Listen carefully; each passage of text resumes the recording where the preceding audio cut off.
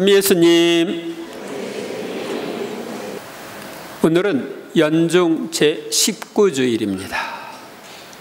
세상을 살면서 우리는 크고 작은 시련을 겪습니다. 우리는 개인적으로 병이라고 하는 고통을 겪기도 하고 자녀들로 인한 이러저러한 크고 작은 문제를 겪기도 합니다. 또 경제적인 어려움을 겪기도 하고 이웃의 몰리해와 비판이라는 문제에 봉착하기도 합니다. 또 거듭 악습에 떨어지기도 하고 사랑하는 사람의 고통이나 죽음으로 인해서 고통을 겪기도 합니다. 이런 여러 어려움과 시련을 우리는 이 세상에 살면서 겪는 경우들이 있습니다. 오늘의 독서와 복음은 이런 시련을 극복하는 방법을 우리에게 알려줍니다. 첫째로 시련을 극복하려면 시련을 겪고 있는 이들에게 다가오시는 주님을 만나야 합니다. 그 무렵 엘리야가 하느님의 산 호렙에 있는 동굴에 이르러 그곳에서 밤을 지새는데 주님의 말씀이 그에게 내렸다. 주님께서 말씀하셨다. 나와서 산 위 주님 앞에 서라. 엘리야가 갈멜산에서 바알 예언자와 대결하여 승리를 거둔 후 이스라엘 땅에서 우상 숭배를 근절시키기 위해서 바알 예언자 450명과 아세라 예언자 400명을 죽입니다. 이에 대한 보복으로 이제벨 왕후가 엘리야를 잡아 죽이려고 하자 엘리야는 이제벨을 피하여 도망을 갑니다. 그리고 브엘세바에 이르러 거기에서 밤낮 40일을 걸어서 하느님의 산 호렙에 도착합니다. 왜 하느님의 산 호렙에 갔을까요? 하느님을 만나기 위해서이죠. 엘리야는 밤낮으로 걸어오면서 기도했겠어요? 안 했겠어요? 밤낮으로 걸어오면서 기도를 했을 겁니다. 또 하느님의 산 호렙에 있는 동굴에 도착해서도 밤을 지새며 기도했을 겁니다. 그래서 이 밤을 지새는데 주님이 엘리야를 만나주시고 또 열왕기에 이어지는 말씀을 보면 문제 해결에 대한 답도 주님이 주십니다. 오늘의 화답송에 나오는 시편은 주님은 당신을 부르는 모든 이에게, 진실하게 부르는 모든 이에게 가까이 계시네 하고 노래합니다. 우리는 시련을 당하면 주님을 만나기 위해서 주님께서 기다리고 계신 곳으로 가야 합니다. 어디입니까? 감실 앞입니다. 성체 예수님이 삼위일체이신 하느님이 우리와 함께 계시는 감실 앞으로 가야 합니다. 그러면 주님은 우리를 만나주시고 문제 해결에 대한 답도 주실 것입니다. 그래서 성체조배가 중요합니다. 오늘 복음에 보면 장정만도 5,000명을 먹이신 기적을 체험한 제자들이 파도에 시달릴 때 예수님께서 나타나십니다. 배는 이미 무태서 여러 스타디온 떨어져 있었는데 마침 맞바람이 불어 파도에 시달리고 있었다. 여기서 여러 스타디온 얼마나 떨어졌을까? 1스타디온은 185m입니다. 그러니까 아마 여러 스타디온이니까 1km 이상 떨어져 있었던 것 같습니다. 근데 맞바람이 불어가지고 파도에 시달리는 시련을 겪습니다. 예수님께서는 새벽에 호수 위를 걸으시어 그들 쪽으로 가셨다. 제자들은 예수님께서 호수 위를 걸으시는 것을 보고 겁에 질려 유령이다 하며 두려워 소리를 질러댔다. 파도에 시달리고 있는 제자들에게 다가가신 예수님께서는 우리가 시련을 겪을 때도 우리에게 다가오십니다. 우리는 이런 주님을 알아뵙고 만나야 합니다. 그리고 주님께서 허락하신 그 시련의 의미를 깨달아야 합니다. 그러면 시련을 쉽게 극복할 수 있습니다. 둘째로, 시련을 극복하려면 그 시련을 겪을 때 주시는 주님의 말씀을 믿고 따르며 그 환경에는 마음을 쓰지 말아야 합니다. 예수님께서는 곧 그들에게 말씀하셨다. 용기를 내어라. 나다. 두려워하지 마라. 우리가 시련을 겪을 때는 주님의 말씀대로 두려워하지 말고 용기를 내야 합니다. 시련 중에도 주님께서는 우리와 함께 계시기 때문입니다. 그러자 베드로가 말하였다. 주님이시거든 저더러 물 위를 걸어오라고 명령하십시오. 예수님께서 오너라 하시자 베드로가 배에서 내려 물 위를 걸어 예수님께 갔다. 시련 중에 있는 분들은 주님께 시련 극복에 필요한 말씀을 주시도록 청하십시오. 말씀이 떠오르지 않으면 성경을 읽으면서 시련을 극복하는 데 필요한 말씀을 찾으십시오. 주님이 주신 말씀을 믿고 따르면 물 위를 걸은 베드로처럼 불가능한 것도 가능해집니다. 문제가 해결됩니다. 제가 신학교 들어갔을 때의 일입니다. 나이가 좀 들어서 신학교에 들어가서 고등학교에서 올라온 아이들하고는 한 9년 정도 차이가 났습니다. 그러니까 제 동생이나 저를 아는 사람들이 신학교에 가서 공부하면 어려운데 낙제하지 말라고 그랬어요. 낙제하지 말라고 써가지고 줬어요. 그런데 와서 막상 공부를 하다 보니까 바로 올라온 아이들은 머리가 팍팍 잘 돌아가서 금방 끝나는데 나는 이게 머리가 팍팍 안 돌아가니까 빨리 끝낼 수가 없는 거예요, 공부를. 더구나 저는 이제 2학년으로 편입을 했기 때문에 1학년 때 안 배운 것까지도 공부를 해야 됐어요. 그러다 보니까 이거 큰일 났다. 정말 낙제할 것 같다. 이때 내가 기억하면서 살아야 할 말씀이 무엇일까 하면서 성경을 읽다가 탁 내 마음에 들어오는 구절이 있었습니다. 시편 25편 2절에 있는 말씀입니다. 나의 하느님 당신만을 믿사오니 부끄러운 꼴 당하지 않게 하시고. 이게 나이 들어서 가가지고 낙제하면은 부끄러운 꼴을 당하는 것이죠. 이 성경 구절이 떠올랐습니다. 요즘에 이제 새 번역으로는 저의 하느님 당신께 의지하오니 제가 수치를 당하지 않게 하소서. 그래서 이 성경 구절을 제 책상 위에다가 써놓고 그걸 볼 때마다 주님 낙제를 해서 부끄러운 꼴을 당하지 않게 해주십시오 하고 기도했습니다. 그리고 공부도 열심히 했지요. 또 주변에 있는 사람들한테 도움을 청하기도 하고. 그렇게 한 결과 예상 외의 결과가 나왔습니다. 첫 학기부터 장학금을 받게 됐어요.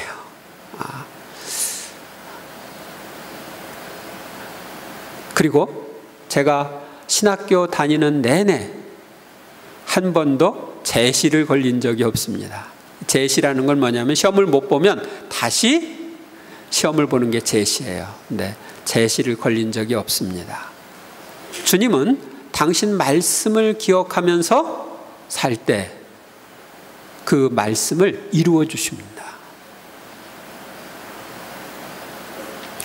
그러나 거센 바람을 보고서는 그만 두려워졌다. 그래서 물에 빠져들기 시작하자 주님 저를 구해 주십시오 하고 소리를 질렀다. 예수님께서 곧 손을 내밀어 그를 붙잡으시고 이 믿음이 약한 자야 왜 의심하였느냐 하고 말씀하셨다. 베드로는 오너라 하시는 주님의 말씀을 믿고 주님을 바라보며 나아갈 때는 물 위를 걸어갔습니다. 그러나 베드로의 눈이 주님에게서 떠나 거센 바람이라는 환경을 바라보고 물에 빠지면 어떨까 염려하자 물에 빠져들었습니다. 두려워하면 두려워하는 것이 우리에게 다가옵니다. 우리도 주님의 말씀을 의심하고 환경의 눈길을 돌리면 낭패를 당합니다. 그러나 낭패를 당했을 때도 베드로처럼 다시 주님을 바라보고 주님께 청하면 주님께서는 우리를 구해 주십니다. 셋째, 시련을 극복하려면 주님을 시련의 현장에 맞아들여야 합니다. 그러고 나서 그들이 배에 오르자 바람이 그쳤다. 그러자 배 안에 있던 사람들이 그분께 엎드려 절하며 스승님은 참으로 하느님의 아드님이십니다 하고 말하였다. 맞바람으로 파도에 시달리던 제자들의 배에 주님이 오르시자 바람이 그쳤습니다. 그러자 제자들이 예수님께 엎드려 절하며 스승님은 참으로 하느님의 아드님이십니다 하고 신앙을 고백합니다. 우리가 제자들처럼 시련을 겪을 때도 예수님을 주인님으로 맞아들이고 예수님 중심으로 살면 시련이 그치거나 시련으로부터 자유로워집니다. 즉 시련의 영향에서 벗어납니다.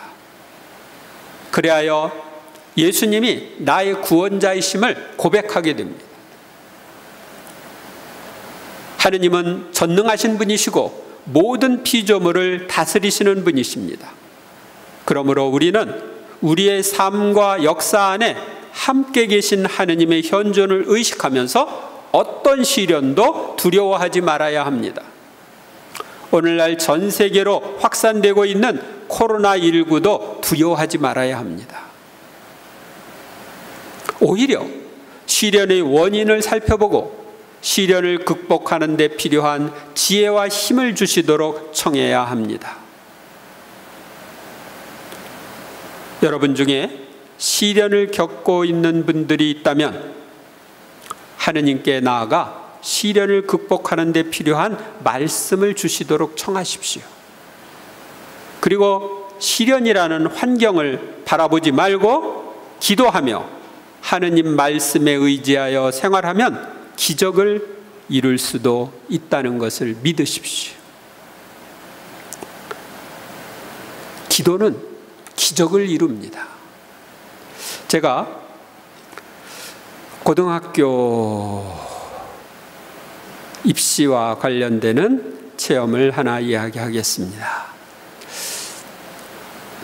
제가 이제 중학교 3년 동안 학교에서 장학생으로 다녔습니다. 그런데 본교 진학을 하는데 떨어졌어요.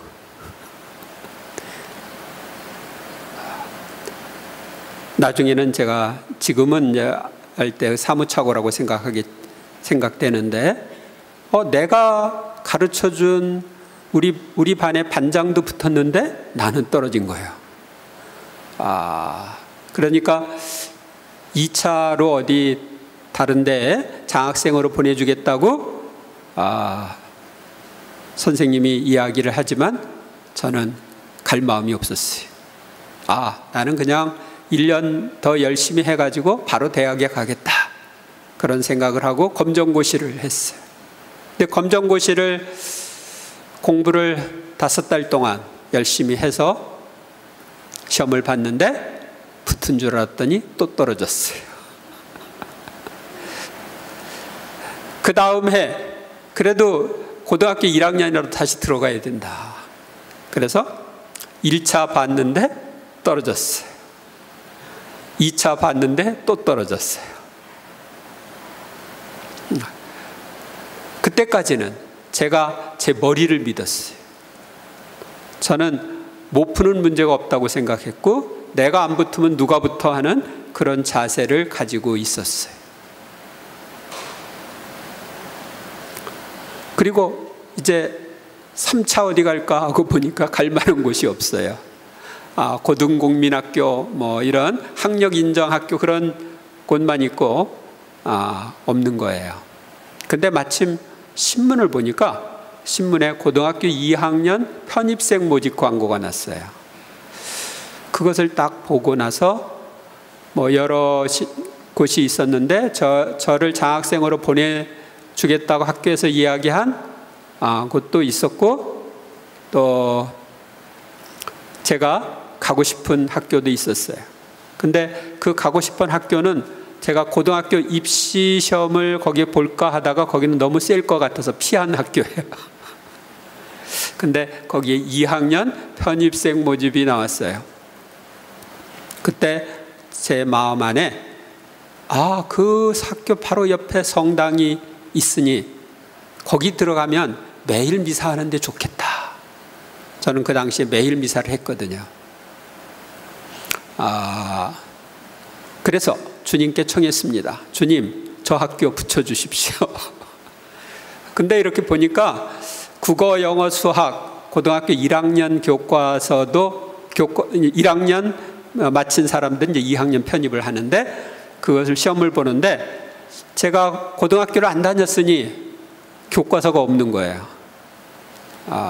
그래서 이제 청계천 책방에 가가지고 헌책 고등학교 1학년 국어, 영어, 수학을 구했어요. 이제 그걸 가지고 공부를 해서 편입시험을 보기 위해. 그런데 시간이 얼마 남지 않았어요. 시험 보는 날까지 이제 6일이 남은 거예요. 6일 동안 고등학교 1학년 국어, 영어, 수학을 떼야 되는 거예요. 혼자. 그때는 내 힘으로 가능한 게 아니니까 하느님께 열심히 기도하면서, 제 일생에서 가장 열심히 기도하면서 가장 열심히 공부를 했어요. 그래서 6일 동안 이틀씩 잡아가지고 국어, 영어, 수학을 다 뗐어요. 그러고 시험을 보러 가서 11대 1이 넘는 경쟁률이었는데 합격을 했어요. 그래서 고등학교 1학년 건너뛰고 2학년으로 가게 되었어요. 그때는 내가 안 된다, 나는 내 힘으로는 도저히 할 수 없다, 이렇게 알았기 때문에 하느님께 전적으로 의지하고 기도한 결과 좋은 열매를 거둔 거예요. 전에는 수학시험을 볼 때 시간이 모자라서 못 풀었는데, 편입시험을 볼 때는 다 풀고 나서 다시 검상까지 다 할 수가 있었어요. 그러니까 아마 수학 같은 건 100점을 맞았을 거예요. 그렇게 그 하느님이 주시는 힘으로 했을 때 좋은 열매를 거둔 것을 볼 수 있습니다. 우리가 하느님이신 예수님을 우리 삶의 주인으로 맞아들이고 그분을 중심으로 생활한다면 우리는 어떤 시련도 극복할 수 있습니다. 이번 한 주간 동안 오늘의 독서와 복음에 나오는 시련 극복에 대한 말씀을 묵상하고 실천함으로써 주님의 현존과 돌보심을 체험하는 한 주간이 되시기 바랍니다. 감사합니다.